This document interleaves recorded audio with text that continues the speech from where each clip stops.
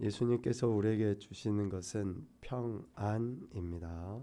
세상이 줄 수 없는 평안을 우리에게 주십니다.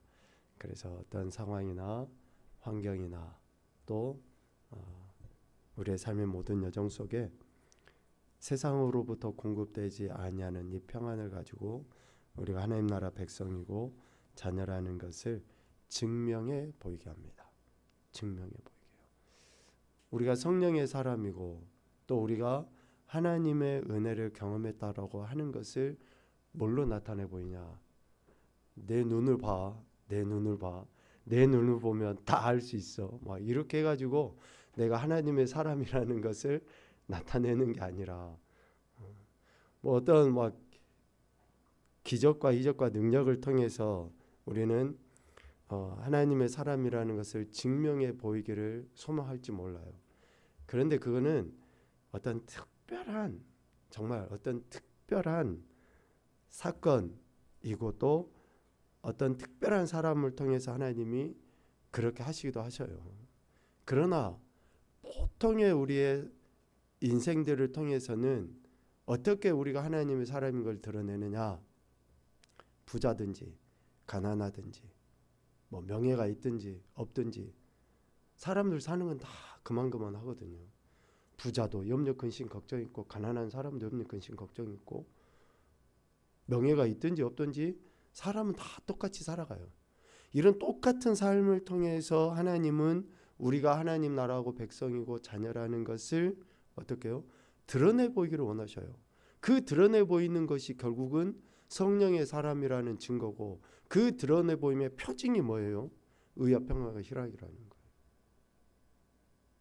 어려운 게 아니에요, 여러분. 우리가 예수님을 믿고 구원받았다고 하는 것이나 우리가 예수님 믿고 성령의 사람이라고 하는 것을 드러내 보이는 것은 홍해를 가르는 그런 기적을 통해서 아니면 만나와 메추라기를 내리는 기적을 통해서 우리가 하나님의 사람이라는 것을 드러내 보이기를 하나님 원하시지 않아요. 이미 모세를 통해서 그것을 하나님이 나타내 보이심으로 하나님께서 역사하신다라고 하는 것을 증명해 보이셨고 그것을 경험한 인생들은 특별히 출애굽한 인생들 구원받은 우리 인생들은 세상에서 건진받은 우리는 세상이 줄 수 없는 이런 평안을 드러내는 것으로 우리가 하나님 나라 백성이고 자녀라는 것을 드러내 보이기를 하나님은 원하시는 거예요.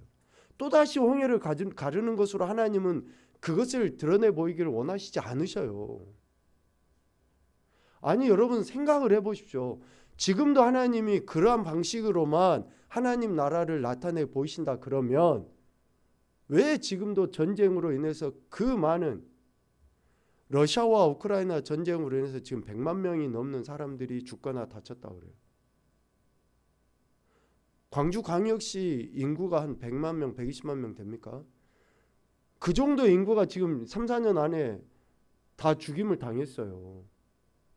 아니 하나님께서 기적과 이적과 능력으로 지금도 하나님 나라를 드러내 보이시길 원하신다 그러면 그런 전쟁이 아예 일어나지도 않게 하시고 전쟁이 일어나게 했던 그런 사람들을 아예 그냥 우리 곁에서 없애버리는 그런 특별한 일들을 통해서 하나님이 여전히 살아계시다라는 것을 보여주셔야 되잖아요.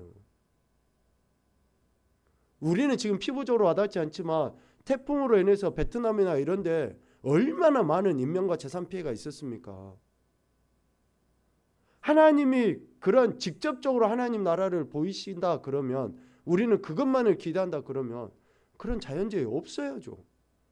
이제 막 태어난 아이들이나 아무것도 모르는 어린아이들이 그런 홍수의 전쟁에 죽임을 당하는 게 과연 하나님 살아계십니까? 라고 얼마든지 이야기할 수 있잖아요. 여러분 하나님은 그렇게 하나님 나라를 드러내 보이시길 원하시는 것보다 구원받았다고 하는 우리가 즉 성령의 사람이라고 하는 우리가 세상이 이렇게 암울하고 어둡고 도저히 이해가 되지 않는 상황임에도 불구하고 그 안에서 하나님만이 공급해 주시는 의와 평강과 희락을 누리고 증거하는 그런 것으로 하나님 나라를 하나님은 나타내 보이시기를 원하셔요. 그래서 예수님을 통해서 우리에게 가장 정확하게 가르쳐 주신 것이 뭐냐면 이 모든 것을 허락하시는 그분이 지금 우리와 함께 하신다라는 것을 가르쳐 주셔요. 요한복음 16장 33절 말씀을 한번 읽어봅시다. 이 말씀은 우리 너무나 잘 알고 있는 이야기예요. 33절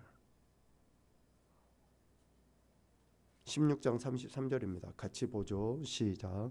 이것을 너희에게 이르는 것은 너희로 내 안에서 평안을 누리게 하려 함이라. 세상에서는 너희가 환난을 당하나 담대하라.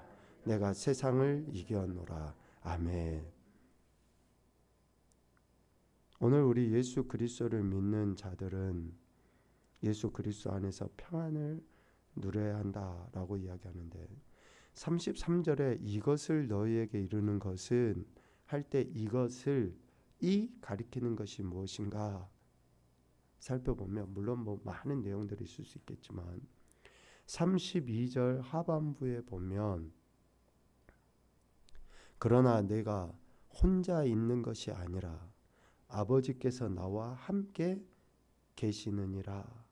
그러니까 예수님께서 사랑하는 제자들이 예수님 혼자 두고 막 이제 흩어지죠. 보라 너희가 다 각각 제 곳으로 흩어지고 나를 혼자 둘 때가 오나니 벌써 왔다. 그러나 내가 혼자 있는 것이 아니라 아버지께서 나와 함께 계시느니라. 이것을 제자들에게 너희에게 이른다라고 이야기해요. 예수님께서 지금 제자들이 예수님을 버리고 다 흩어지고 심지어는 이제 예수님 부인하고 저주도 하게 되겠지만 아버지께서 나와 함께 계신다라고 이야기해요. 결국 하나님께서 예수님과 함께 계시는 것으로 인해 또 우리 인생이 또 제자들이 그리스도인들이 어때요? 하나님 아버지께서 예수님과 함께 계시는 것으로 인해 그들이 뭘 얻는다고 이야기합니까? 평안을 얻게 된다라고 이야기해요. 그러니까 궁극적으로 우리가 평안을 누리는 것은 명예가 있고 건강이 있고 아니면 내가 기도한 것이 소위 응답받아서 평안을 얻고 누리는 게 아니라 그거는 어쩌면 미안하지만 일시적인 걸 수 있어요. 그런 기쁨은 일시적인 기쁨일 수 있어요. 우리가 기도하고 응답받았다. 아 하나님 내 기도 들어주셨다. 이것이 여러분 영원할 것 같지만 미안하지만 일시적인 거예요. 병 고침 받을 수 있어요. 그런다고 해서 다시 병 안 걸려요? 죽은 나사로 살렸었어요. 그런데 나사로는 또 죽어요. 우리의 기도 이거 응답받고 나면 다른 기도 제목 없습니까? 또 다른 기도 제목 안 생겨요? 아이고 우리 애기 태어날 때 하나님 지키시고 그래서 잘 태어났어. 그럼 쪼박쪼박 걸을 때 엄마 얼마나 그냥 안절부절해요. 그냥 또 쪼박쪼박 걸어요. 그럼 학교 다닐 때 또 얼마나 기도하고 애달아요. 또 그렇게 해요.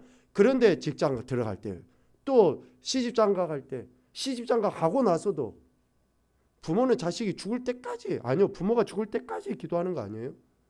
그러니까 우리는 그러한 기도들이 응답받아서 참 하나님 감사합니다 하는데 그런 기도의 응답도 실제로 미안하지만 영원한 평안을 우리에게 줄 수가 없어요. 없다고요. 영원한 평안은 아버지 하나님께서 예수님과 함께 하시는 것으로 인해서 예수님이 평안을 누리는 게 아니라 누가 평안을 누려요? 예수 그리스도를 믿는 우리가 평안을 누리는 거예요. 그러니까 우리가 진정한 평안을 원하시며 하나님이 예수님과 함께 하시는 그 사실을 믿음으로 그래서 오늘 31절에 그렇게 해요. 예수께서 대답하시되 이제는 너희가 믿느냐? 진짜 우리가 믿어야 될 것은 뭐냐면 하나님 아버지가 예수님과 함께 하시는 것을 믿는 것이 우리의 믿음이 돼야 된다는 거예요. 그 믿음이 있을 때 우리는 뭘 얻어요? 평안을 누려요. 평안을. 그러니까 예수님이 지금 나와 함께 하시네. 실은 우리는 그 사실을 잘 인식을 못해요. 부모가 늘 자식들과 함께 하잖아요. 그런데 자식들은 그걸 인식을 못해요. 지금 우리 수시 쓴 아이들 뭐 저희 때도 다 그랬으니까 기준이 뭐예요? 수시를 쓰려 대학을 진학하려 쓸 때 집에서 단 10m라도 멀리 떨어진 데 쓰려고 해요. 집에서 최대한 멀리 떨어진 데 그 대학을 가려고 지 성적하고는 아무 상관도 없이 일단은 집 곁을 떠나야 돼. 집을 떠난다는 말은 뭐예요? 엄마 아빠를 일단은 떠나고 싶어요. 그게 행복인 줄 모르니까. 그래서 저희는 다 이해를 하죠. 우리도 다 그랬으니까. 그런데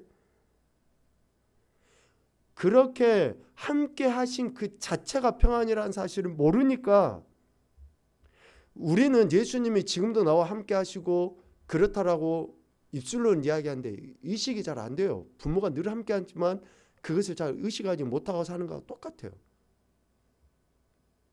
그래서 우리는 평안을 누리지 못하죠. 그런데 예수님께서 이야기하는 너희가 믿느냐?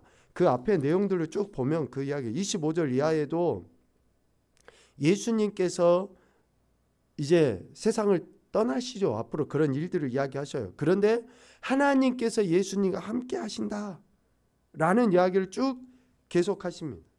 28절에는 내가 아버지에게서 나와 세상에 왔고 다시 세상을 떠나 아버지께로 가노라. 그러니까 하나님 아버지가 예수 그리스도와 함께 하심 그 자체가 결국은 뭐예요? 우리에게 평안이라는 것이고 우리는 그 사실을 믿어야 한다라고 예수님께서 이야기해줘요. 여러분 그 사실을 믿으십시오. 그것이 우리에게 진정한 평안. 오늘 제자들이 평안을 얻을 수 있는 것은 바로 하나님께서 예수님과 함께 하심을 통해 얻게 된다라고 이야기해요. 이 평안은 세상이 줄 수 있는 것이 결코 아닙니다. 그래서 이렇게 사랑하는 제자들에게 예수님께서 아버지께서 나와 함께 계신다라는 것을 가르치셨고 너희로 그 예수 그리스도 즉 하나님 아버지가 예수님과 함께 계시는 그 안에서 평안을 누리게 된다라고 말씀하시죠. 33절 중반 이후에는 두 가지의 내용을 우리에게 가르쳐 주셔요. 이렇게 그러니까 하나님께서 예수님과 함께 하시는 것으로 제자들이 평안을 누리게 되는데 그 제자들이 세상에 있을 때는 환난을 당한다라고 이야기해요. 자, 여기에서 중요한 내용을 우리가 잘 생각을 해봐야 됩니다. 세상에서는 너희가 환난을 당하나 라고 하는 말은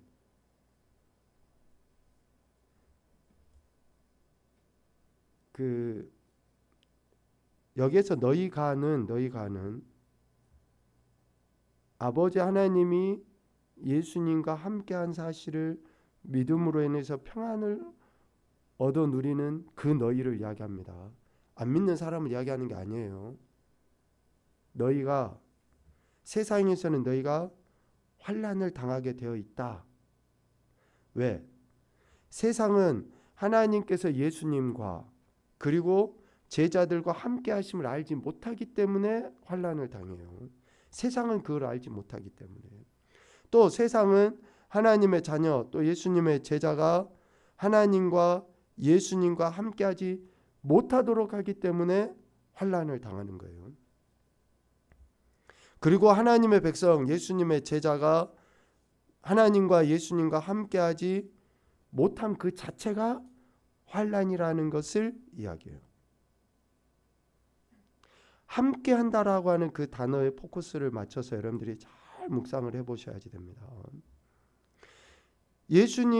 하나님께서 예수님과 함께한 그 분명한 사실을 믿는 사람이라 할지라도 세상은 그것을 이해하지 못하고 인정하지 못하고 알지 못하기 때문에 환난을 겪게 만들어요.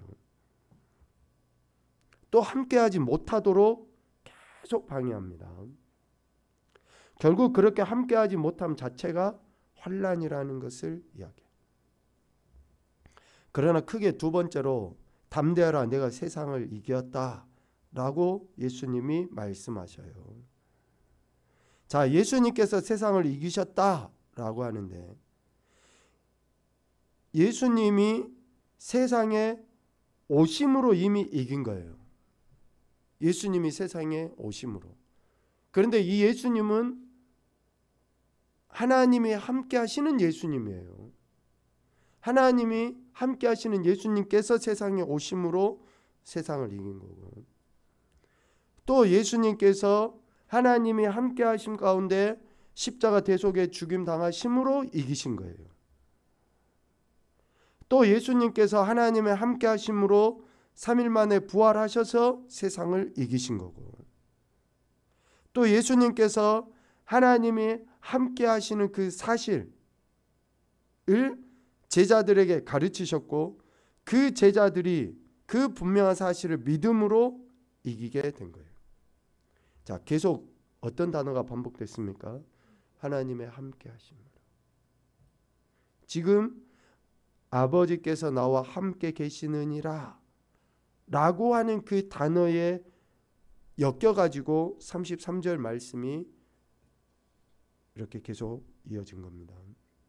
결국 세상은 예수님께서 계신 곳, 또 함께 하신 곳에서 세상은 결코 이길 수가 없어요. 그러니까 하나님 아버지가 예수님과 함께 하시고 예수님이 제자들과 함께하는 그곳에서는 세상은 결코 이길 수가 없습니다. 그러니까 이제 오늘 우리에게도 한번 생각을 해보죠. 지금 우리는 예수님이 우리와 함께 하신다, 또 아니면 성령님이 함께 하신다라고 표현하죠. 결국은 성부, 성자, 성령 삼위 하나님이 우리와 함께 하심으로 세상이 우리를 이길 수가 없다는 거예요. 우리는 그 안에서 평안을 누리게 된다라는 것을 이야기합니다. 그러므로 예수님의 제자들은 세상에서 환난을 당해요. 세상은 알지도 못하고 함께하지 못하도록 방해하고 하기 때문에. 그러나 담대해야 한다라고 이야기하고, 예수님의 이 이김이 결국은 누구의 이김이라는 거예요? 나의 이김, 그리스도인의 이김이라는 것을 이야기하는 겁니다. 이러한 담대함과 이러한 이김에 대한 믿음이 결국 평안, 샬롬, 그리고 그 어떤 것과도 바꿀 수 없는 하나님 나라를 누리게 하는 거예요. 여러분 축복합니다. 정말로 우리는 이 은혜를 갈망하며 살아야 돼요. 이 은혜를. 미안하지만 세상에서 뭔가 이루고자 하는 소위 우리가 비전이라는 것으로 이렇게 포장해서 이루려고 하는 그 어떤 것도 하나님이 우리에게 주신 평안보다 앞설 수가 없어요. 사명 좋습니다. 그러나 그것도 하나님이 우리에게 주신 이 평안과도 바꿀 수가 없습니다. 진짜 우리가 예수 그리스도 안에서 누리는 이 평안함이 있을 때 사명도 제대로 된 사명이고, 어쩌면 우리의 비전도 이 평안에 근거하지 않는 비전은 우리의 의를 드러내기 위한 수단과 방편일 수밖에 없다는 생각을 하게 됩니다.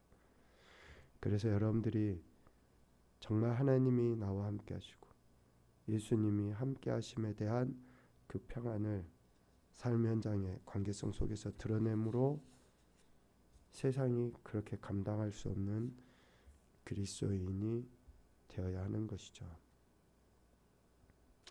그런데 여전히 세상은 그렇게 예수 그리스도 믿는 사람들, 평안함 가운데 하나님의 영광을 위해 헌신하려 하는 사람들을 핍박합니다. 오늘 페이퍼에 보면 그런 이야기를 해요. 세상은 사탄 원수 마귀가 다스리고 있는 이런 악한 세력은, 또 세상의 삶의 방식과 통치들은 예수님 믿는 사람들의 평안을 깨뜨리기 위해서 온갖 수단과 방법을 가리지 않아요. 이것을 우리는 핍박이라고 이야기합니다. 핍박. 어떤 때는 불쾌한 말이나 농담으로, 어떤 때는 협박이나 육체적으로 상처를 받는 것, 또 어떤 나라들에서는 예수를 믿는다는 이유로 옥에 갇히거나 심지어 죽임을 당하는 행태로 핍박이 나타나요. 결국은 평안을 깨뜨리기 위해서.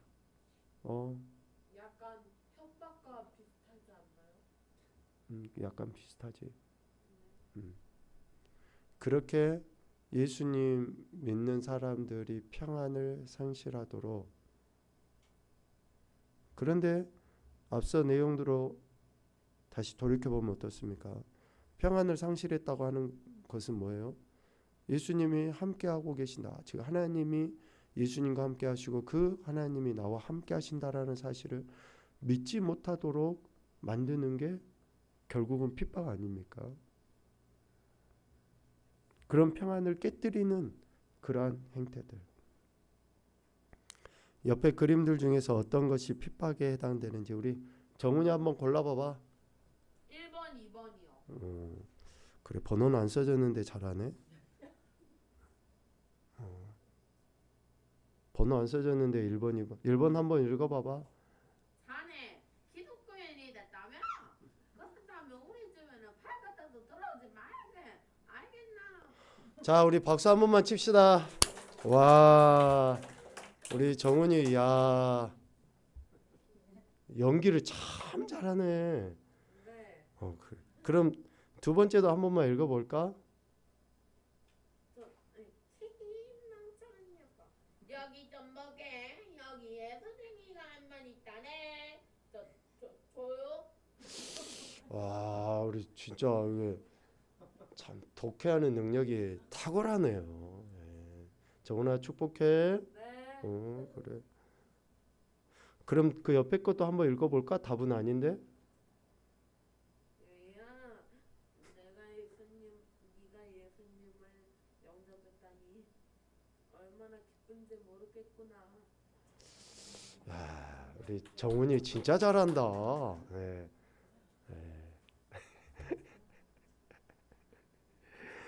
그래요. 예수님을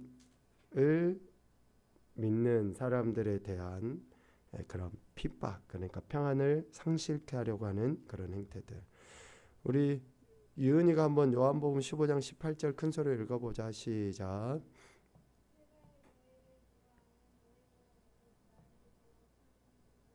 아멘. 은설이 5장 10절.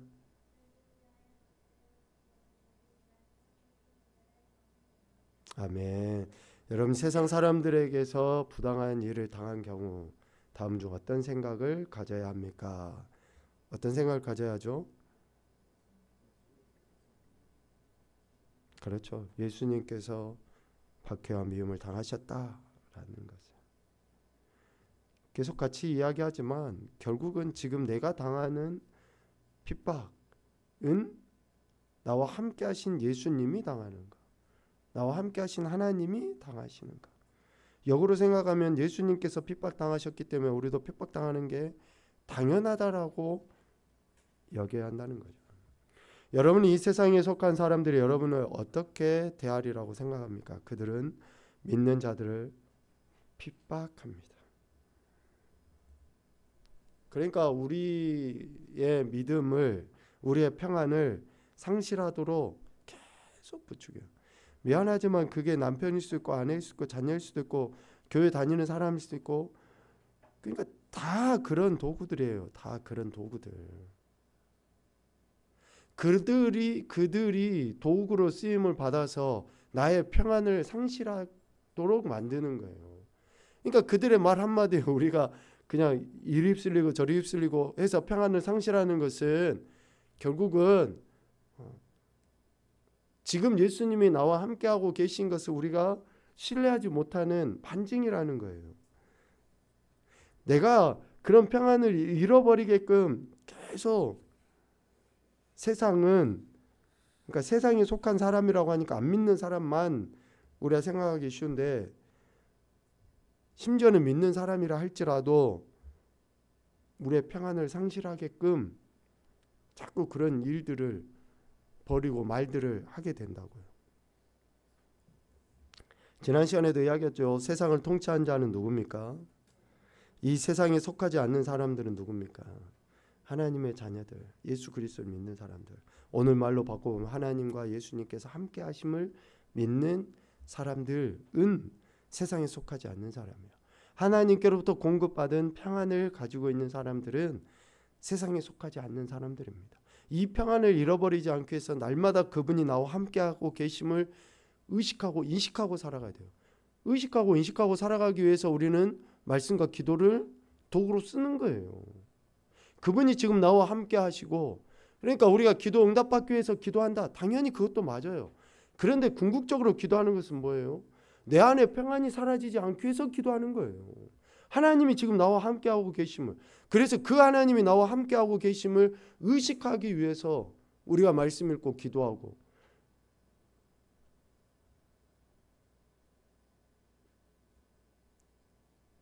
어떤 우상 앞에 절하는 거 내 마음이 그냥 단순히 위안 정도 삼기 위해서, 또 내가 기도한 것이 응답받기 위해서만 우리가 하나님을 믿고 섬기는 것이라고 하면 여러분 매우 잘못된 거죠. 그것은 우리는 예수님께서 온갖 박해를 다 견뎌내셨음을 알고는 힘을 얻죠. 그리고 우리는 이 세상이 우리가 영원히 살 것이 아님을 성경을 통해 알므로 힘을 얻습니다. 빌보 3장 20절 전반부에 말씀하신 것처럼 우리의 시민권은 하늘에 있다라고 이야기해요. 그러니까 이 세상은 잠깐 우리가 머물다가 가는 거예요. 70이든지 80이든지 뭐 100년이든지 간에 우리가 속한 하늘나라에서 영원히 우리는 삽니다.